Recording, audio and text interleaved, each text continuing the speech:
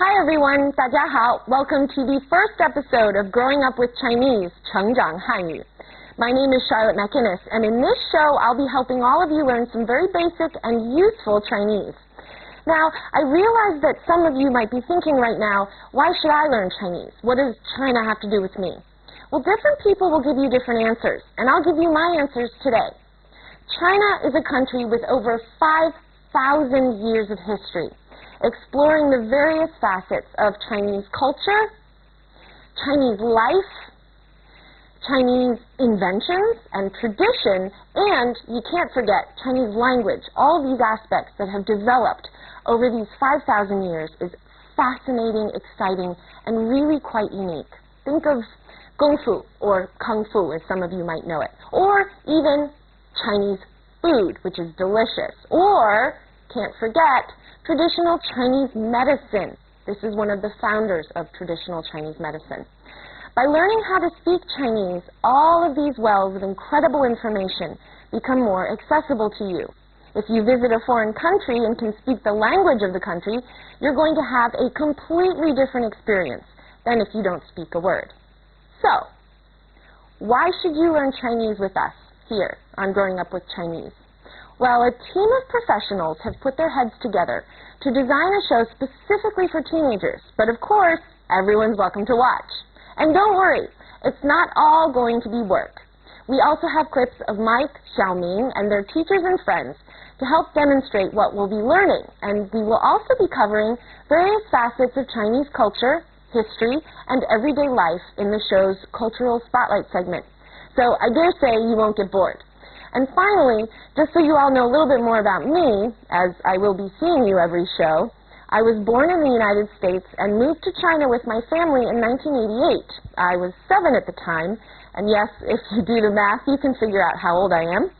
And I spent 10 years here before returning to America for university. So I grew up in China, learning Chinese and going to Chinese school, and I'm thrilled to be hosting a show that will help all of you learn Chinese as you grow up. And yes, no matter what your age, we never stop growing up. So this program really is for people of all ages who want to learn Chinese. So there we are. That was quite the long introduction, but I hope that now you're all more excited about learning Chinese and learning about China.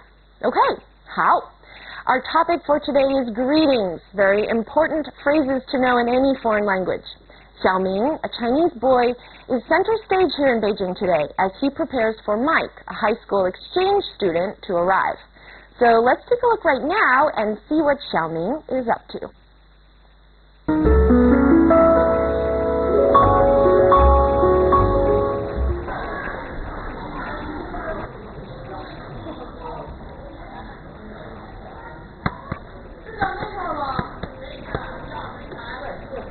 你好。你好。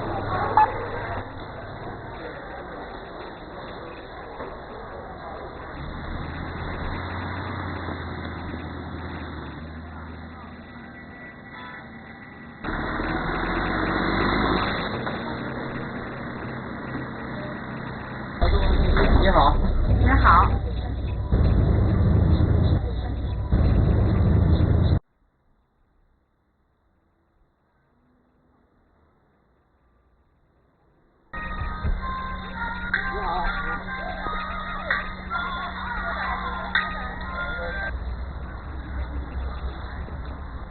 爷爷，早上好。小明，你好。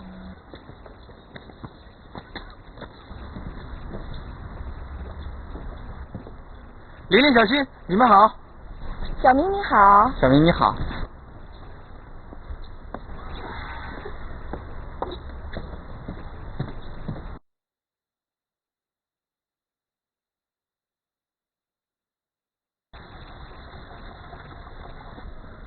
你好，你好。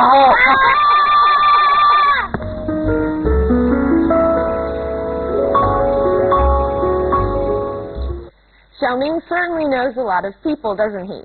My guess is all of you pretty much understood that what we just saw were the various ways Xiaoming greeted different people. Let's break them down one at a time. 你好. Separately, 你 means you, and 好 means good. When they're put together, they form the most common greeting in Chinese. Hello. 你好. Now, if you're saying hello to more than one person, a mun is added after ni. Mun effectively makes a singular pronoun, I, you, he, she, it, or a noun referring to a person, plural. 你们, it's the plural of you. 你们好, therefore, is hello everyone, or hello all. 你好。你好.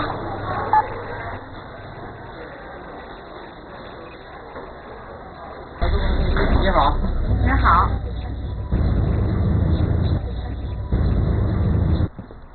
玲玲、小新，你们好。小明你好。小明你好。早上好.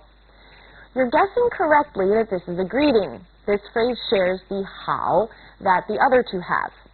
早上, however, means morning. So, 早上好 is good morning. 爷爷，早上好。小明你好。 Okay, well, let's take another look at the clip.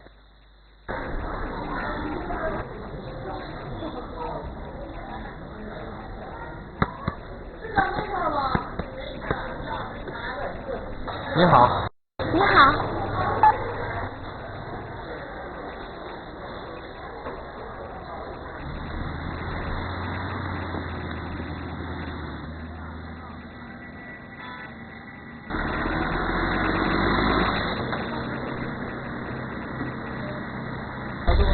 你好。你好.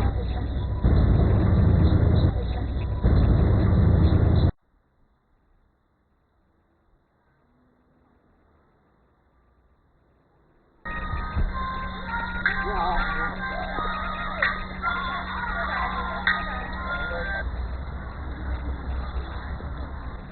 爷爷，早上好。小明你好。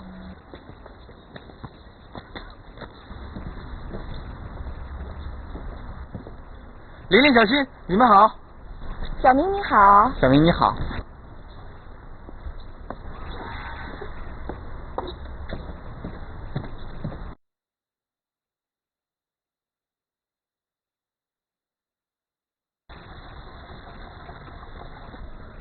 你好，你好。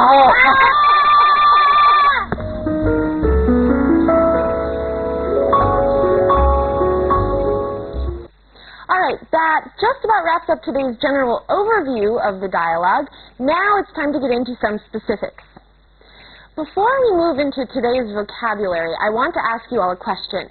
Did any of you notice how everything sounded almost like a song? That's because Chinese is a tonal language. Now what that means is that for almost every word in Chinese, there are 4 ways, or 4 tones, in which you can speak it. And the meaning of the word changes depending on the tone. So let's use the word ma as an example, okay?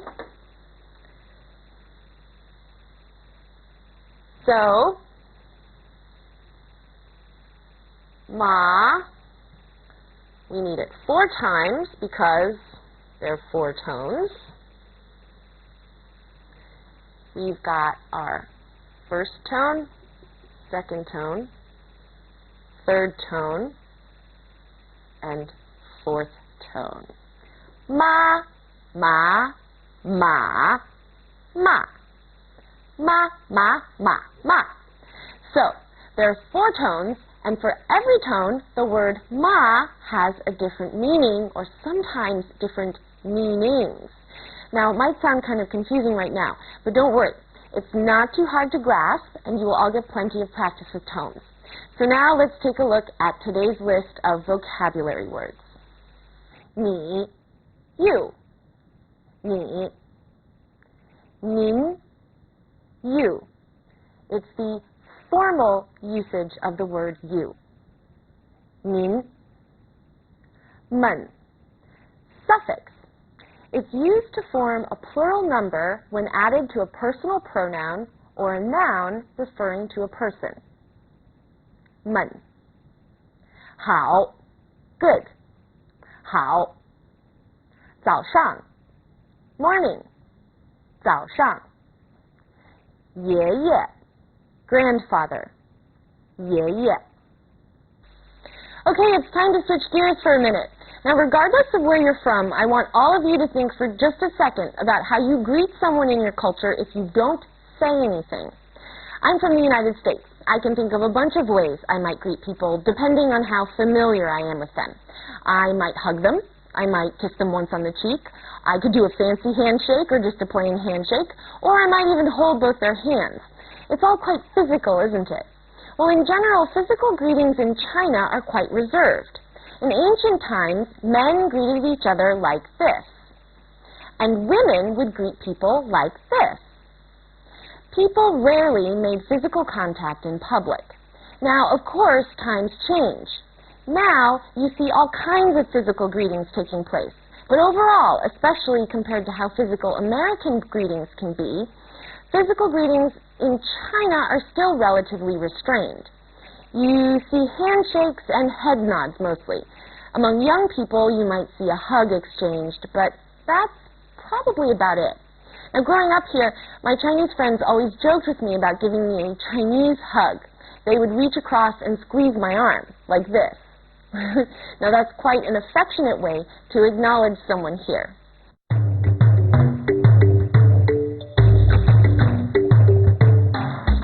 Okay, it's time to look at some of today's language points. And to start off with, we have a tone alert.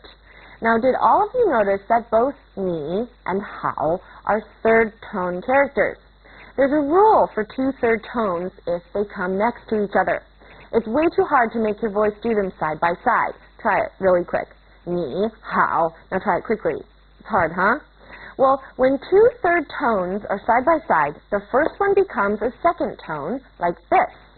Ni, hao. It's easier, isn't it? So just remember, if it's a third tone and a third tone next to each other, ni, hao, it changes to a second tone and a third tone, ni, hao. Let's look at some more examples. 小明，你好。你好，兰兰。 We have another tone alert. Did you hear a tone for mun? This demonstrates what some call the fifth tone in Chinese, but it's not really a tone. In Chinese, it's called 轻声, which literally means light sound. It's a toneless tone, or a neutral tone, mun. Now, because we have mun separating ni and hao, they both go back to being third tone. 你们好，你好，你们好. Can you hear the difference? 老师好，同学们好，爷爷好。你们好。 Now here's a test for your ears. Did any of you notice that when Xiaoming said hello to the person at the store and the person on the bus, he said nin? Sounds a lot like ni, doesn't it? Well, they both mean you. However, nin is the formal way to say you in Chinese. Now, I know some European languages, like French, for example, have the formal and informal you. Chinese is the same. You say nin when you want to be respectful, especially to people you don't know. Nin hao. Let's look at some more nin examples. 老师您好，你好，兰兰。 All right, that just about wraps everything up for today. Now, don't worry if your head is swimming in the vast ocean of the Chinese language. We'll go over as much as we can what has been talked about in later episodes of 成长汉语.